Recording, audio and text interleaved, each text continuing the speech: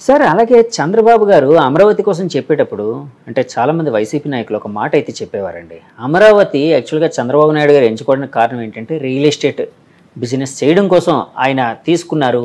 అంటే అంతకుముందే అమరావతిని ఫిక్స్ చేసుకొని ఇంటర్నల్గా చుట్టుపక్కల తన బంధువుల చేత బినామీల చేత అన్నీ కొనిపించేశారు స్థలాలు. ఇది డెవలప్ అయితే ఆ స్థలాలకి వాల్యూ పెరుగుతుంది కదా అన్న కారణం చేత ఆయన అది ఎంచుకున్నారు. ఇదే కారణం చేత జగన్మోహన్ రెడ్డి గారు అధికారం చేపట్టిన తర్వాత ఇక్కడ కాకుండా విశాఖపట్నం క్యాపిటల్గా చేయడానికి ఆయన వెళ్ళారు అని చెప్పి ఒక మాట అయితే వినిపించేదండి. సార్ అలాంటిది ఏదైనా ఉందని మీరు భావిస్తున్నారా? అస్సలు లేదండి. మాకెవరికి కూడా అమరావతి ఫైనల్స్ అవుతుందనే సంగతి మాకు తెలియదు. మేము ఎవరు కూడా అక్కడికి వెళ్ళి పొలాలు కొనుక్కోలేదు. సుజనా చౌదరి గారు 300 కొన్నారని, నేను 150 ఎకరాలు కొన్నాను, ఇంకోటి ఎవరో 5 కొన్నారని. ఆఖరికి మన చీఫ్ జస్టిస్ చేసిన రమణ గారి ఫ్యామిలీ వాళ్ళు ఎంతో కొన్నారని ఎన్ని వచ్చినా తెలియదు. మాకెవ్వరికి అక్కడ సెంటు నేల లేదండి. మాకు మీకేం లేదు. ఓ ప్రాజెక్ట్ చేసాం మేము మెయిన్ రోడ్డు మీద, అమరావతి ద క్యాపిటల్ అని. దానికి కూడా అది మేము కొన్న ల్యాండ్ కాదు, ఆ ల్యాండ్ ఓనర్తో మేము ఇది చేసుకొని జాయింట్ డెవలప్మెంట్ చేసింది అది. అంతగా తప్ప ఎక్కడ మాకు గజం స్థలం కూడా లేదు నాకు ఎక్కడ. ఒకవేళ ఉందే అనుకుందాం వాళ్ళు అన్నట్టు. నా వ్యాపారం అది, నా వ్యాపారం రియల్ ఎస్టేట్. ఫ్యూచర్లో డెవలప్మెంట్ ఎక్కడ వస్తుందో చూసి అక్కడ కొనుక్కుంటాం. తప్పేంటది? నా దగ్గరకు వచ్చే కస్టమర్కి బెనిఫిట్ పెరగాలి అంటే ఒక అభివృద్ధి ప్రదేశంలో నేను కట్టాను అనుకోండి, వాళ్ళ కొనుక్కున్న వాళ్ళందరికీ 1-4 రెట్లు పెరుగుతాయి కదా, వాళ్ళందరూ బెనిఫిట్ అవ్వాలి కదా. ఒకవేళ చేసినా తప్పు లేదు, బాగా ఎవ్వరు చేయలే, ఎవ్వరు 10 ఎకరాలు కూడా కొనుక్కున్నాళ్ళు లేరు ఎవరు. సార్ మీరు అప్పుడు ఎందుకు సార్ ఫోకస్ చేయలేదు అమరావతిలో కొనడానికి? అంటే ఇలాంటి ఇబ్బందులు ఏమైనా వస్తాయనా? రేపు అసలు అదేం లేదు. రాజకీయ పరంగా విమర్శలు ఏమైనా వచ్చే అవకాశం ఉందనా? ఎందుకంటే మీరు మంచి వ్యాపారస్తులు, ఎక్కడ పెరిగితే కొంటారు. మా ఉద్దేశం ఏంటంటే మేము హైదరాబాద్ దాటి ఎక్కడికి వెళ్ళాం.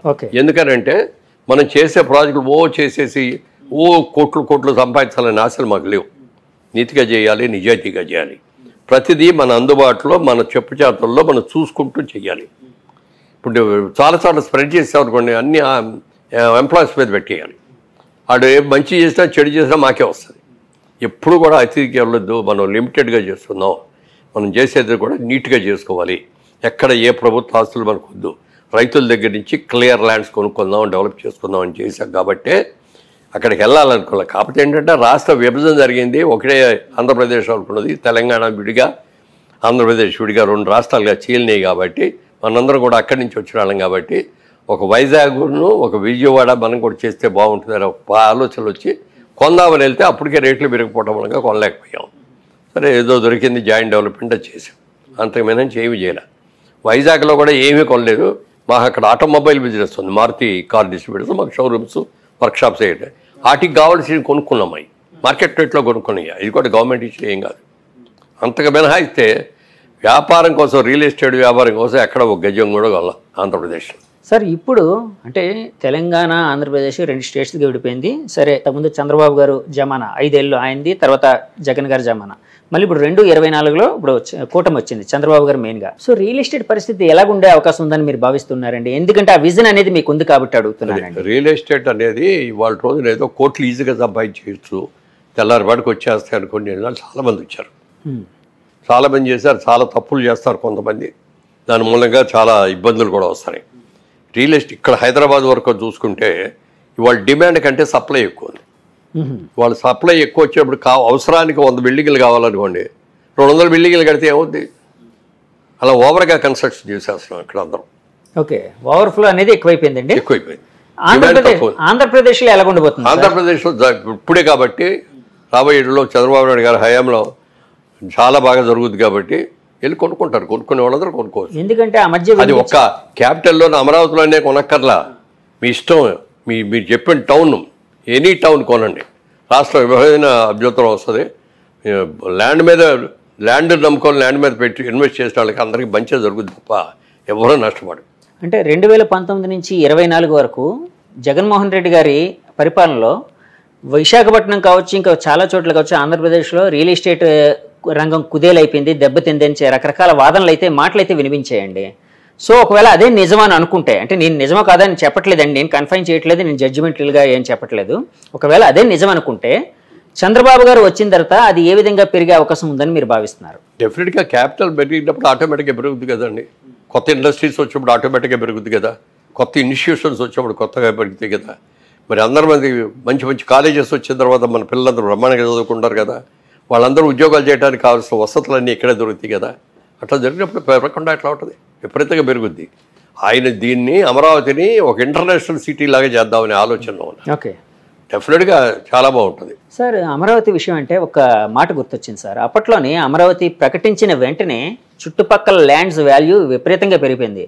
అప్పటి వరకు 10 లక్షల ఎకరా ఉండే ల్యాండ్ 10-20 లక్షలు ఉండేది, 2 కోట్ల వరకు వెళ్ళిన దాఖలాలు అయితే ఉన్నాయండి చాలా. అంటే ఆ ఎప్రిషియేషన్ అనేది ఎగ్జాగరేషన్ స్టేట్కి వచ్చిందని భావించచ్చా, ఇంకా పెరిగే అవకాశం ఉందని భావించచ్చా? అది ఇప్పుడు ఏం చెప్పలేదు కానీ డెఫినెట్గా పెరిగే అవకాశం ఉందా సార్? అక్కడ తొందరపడి వెళ్ళి చేసాం, అక్కడ ప్రాజెక్ట్ చేసాం. ప్రాజెక్ట్ పూర్తయ్యే టైంకి చంద్రబాబు నాయుడు గారు ఓడిపోవటం, జగన్మోహన్ రెడ్డి గారు రావటం, ఆయన ఆలోచనలోకి వచ్చి 3 క్యాపిటల్స్ అని ఎప్పుడైతే మార్చారో మేము అమ్మలేకపోయాం. చాలా నష్టానికి అమ్ముతున్నాం ఇప్పుడు. ఎందుకంటే 5 ఏళ్ళు ఇంట్రెస్ట్ ఎంత అవుతాయి? ఇవన్నీ మా సొంత డబ్బులు, జేబులో డబ్బులు కాదు కదా. బ్యాంకుల నుంచి లోన్ తెస్తాం, ఫైనాన్సర్స్ తెచ్చుకుంటాం, ఇటన్నిటికీ లాభం గోబల్లోకి వెళ్తారంటారు. అలా అయిపోయింది. అయినా తట్టుకుంటాం.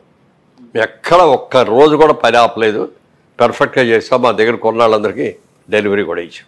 అమరావతి అనేది డెఫినెట్గా పెరుగుతుంది, ఎందుకంటే అమరావతి అనేది కొత్తగా ఒక రాష్ట్రంగా, ఒక అద్భుతమైన నగరంగా డెవలప్ అయ్యే అవకాశం ఉంది కాబట్టి. విశాఖపట్నం లాంటి పరిస్థితి, అంటే విశాఖపట్నం లాంటి సిటీ పరిస్థితి ఎలా ఉండబోతుంది రియల్ ఎస్టేట్ పరంగా? విశాఖపట్నం దాన్ని ఒక బిజినెస్ హబ్ లాగా చేస్తారు. ఎందుకంటే మనకు అక్కడ హార్బర్, అద్భుతమైన హార్బర్ ఉంది. చాలా వరల్డ్లో ఉన్న చాలా చుట్టుపక్కల ఇవన్నీ కూడా వచ్చి ఒక వైజాగ్ లాంటి హబ్లో సామాన్లు అక్కడికి వచ్చిన తర్వాత దించేసి ఇక్కడ నుంచి ఇండియాకు వచ్చేయి, లేకపోతే పక్క దేశాలకు వెళ్ళేయి, వాటన్నిటి కూడా డిస్ట్రిబ్యూషన్ హబ్ లాగా పెట్టుకుని చేస్తారు. పోర్ట్లు అనేవి అక్కడ ఉన్నాయి కాబట్టి ఆ విధంగా అవకాశం ఉంది. అది Vizag sky is the limit లెవెల్కి పెరుగుతుంది. ఎందుకంటే మీరు రియల్ ఎస్టేట్ పరంగా చాలా విజన్ ఉన్న వ్యక్తి కాబట్టి అడుగుతున్నానండి. సార్ ఇందాక ఒక మాట అన్నారండి మీరు, అంటే ఏ నాయకుడికైనా ఒకసారి అవకాశం వచ్చినప్పుడు అహంకారం అనేది రాకూడదు అని.